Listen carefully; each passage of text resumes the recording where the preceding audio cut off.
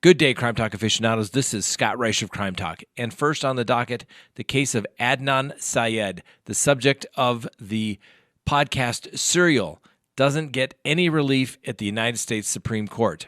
Second, the tragic case of Chloe Wiegand, a terrible accident or a criminal case. Let's talk about it.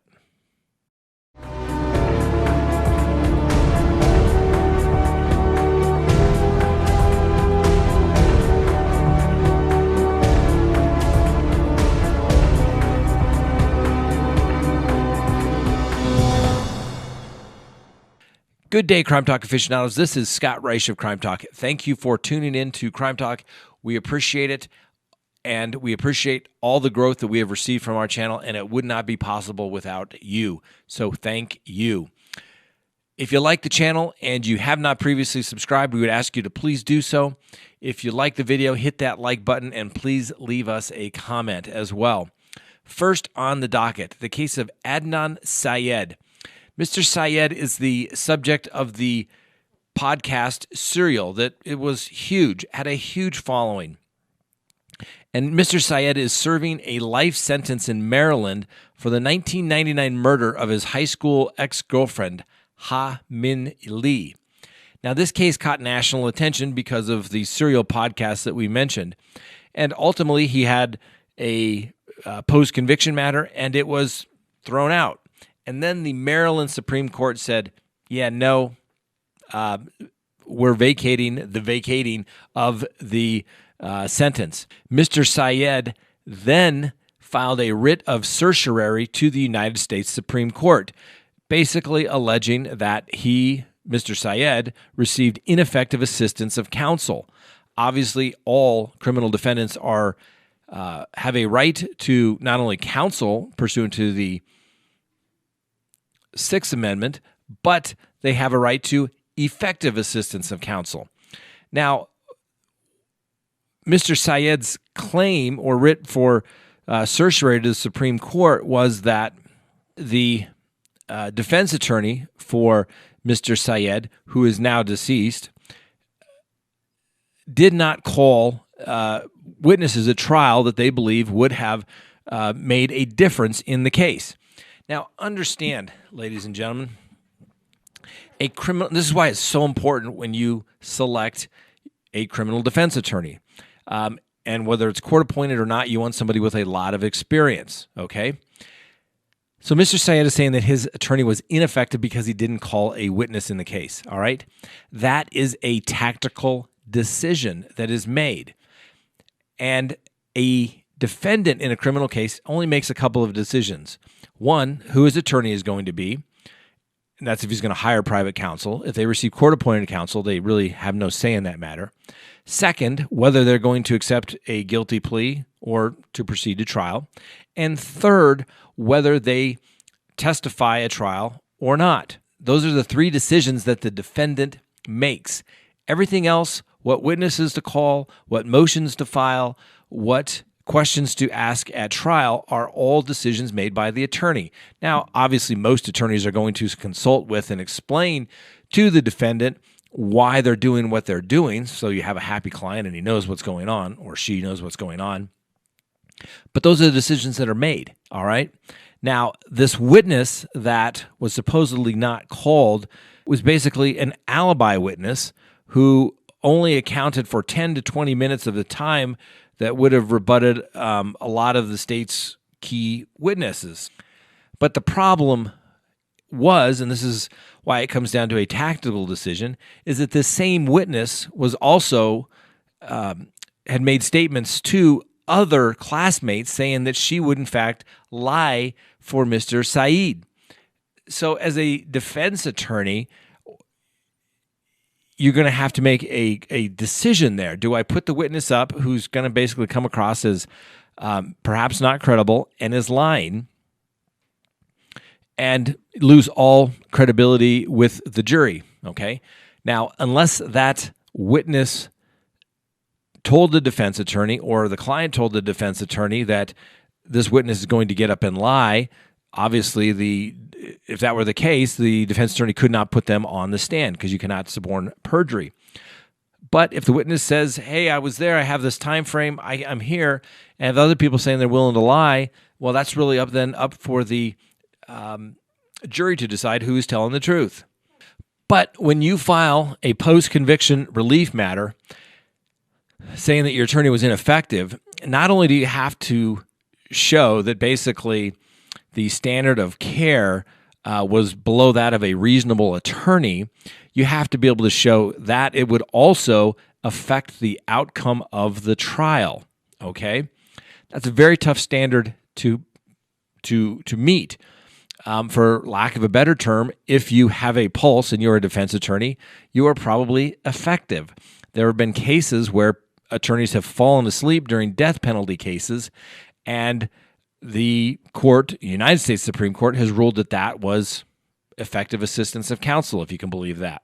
And here, courts are not going to always be in the, playing armchair quarterback saying, well, you could have done this, you could have done that. As long as it can be explained that it was a reasonable decision by the defense attorney, it will more than likely stand.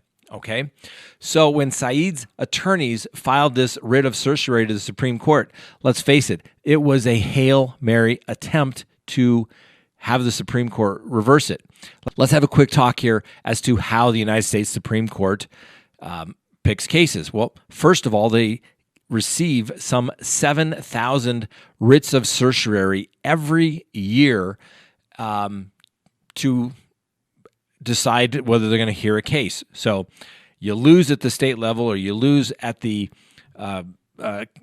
federal appellate level, your only resort then is to go to the United States Supreme Court. You have to file a writ of certiorari saying, please take this case.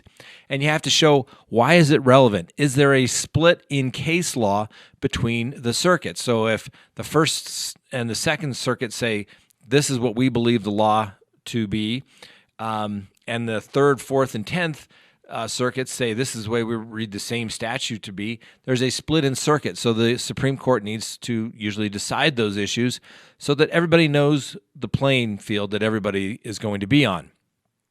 It has to be a significant case of usually some constitutional importance.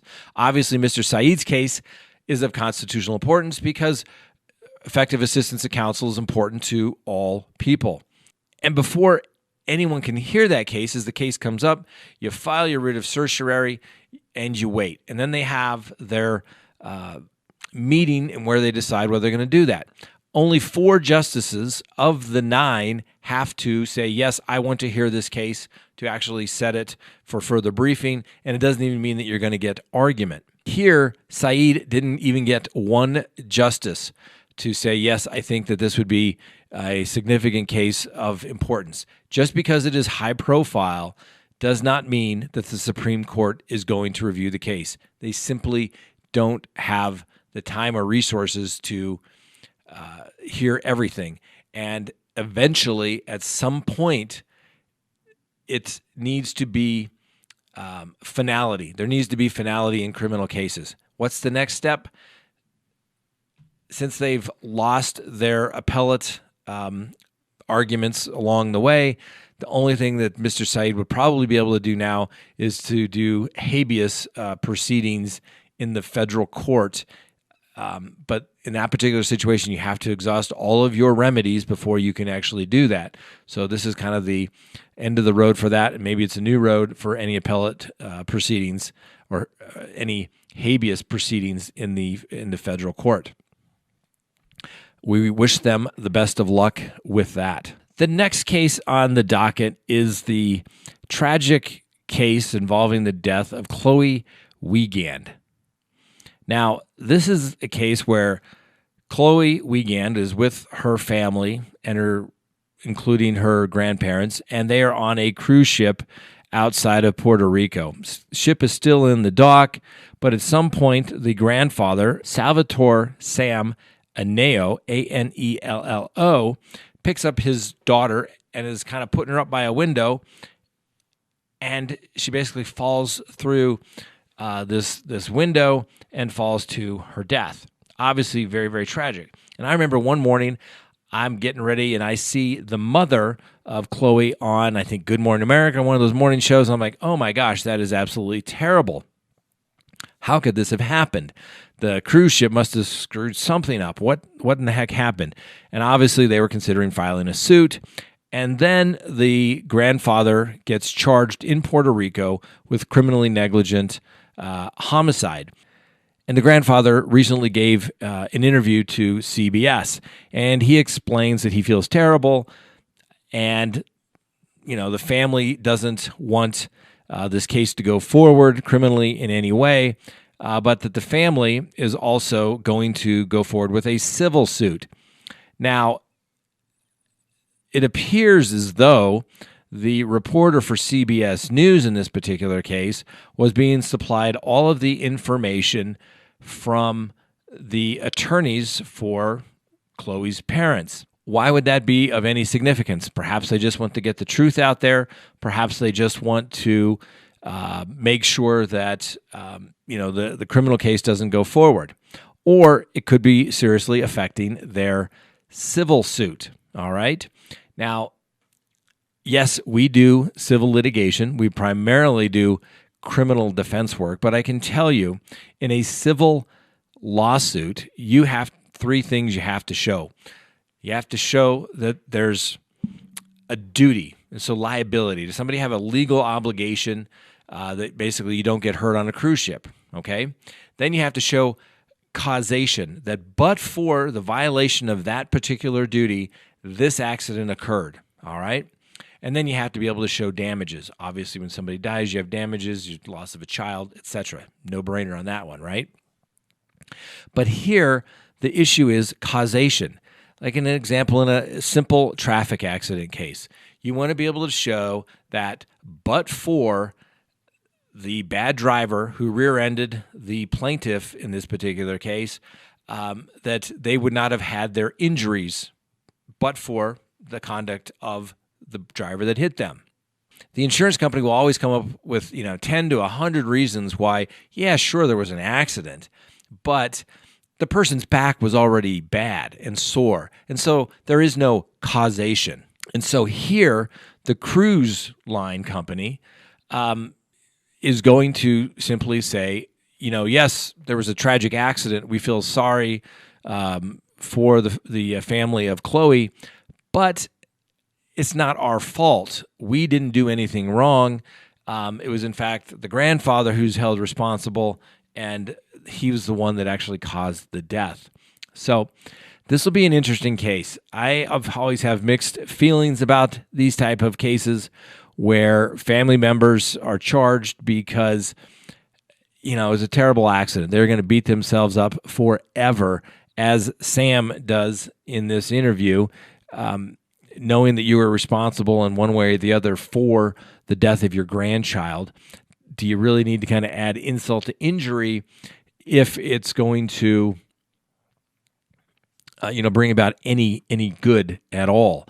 And maybe if it's going to deter people, but this sounds, in all honesty, like some sort of freak accident based upon the information that I've seen. And apparently there's a video where it shows him handling the child as well. So this is a tough case. We'll see how things go.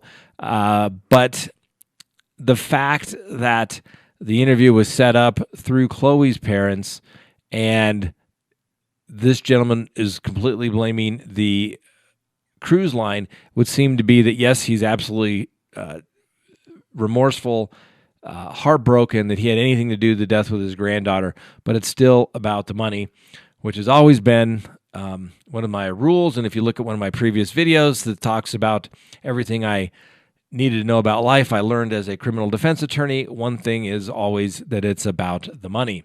And when people say it's not about the money, then you know it's really about the money. So, tragic case. We wish Chloe and her family the best, and hopefully this gets resolved to everyone's satisfaction. Speaking of money, not that I'm quitting my day job anytime soon, but there will be a link below, and starting tomorrow, there's going to be new merchandise at the link so you can get your Crime Talk mug or anything else that you may like with the Crime Talk, and kind of our new little logo should be on there as well. So if you like our new intro, you should love the new Crime Talk gear as well.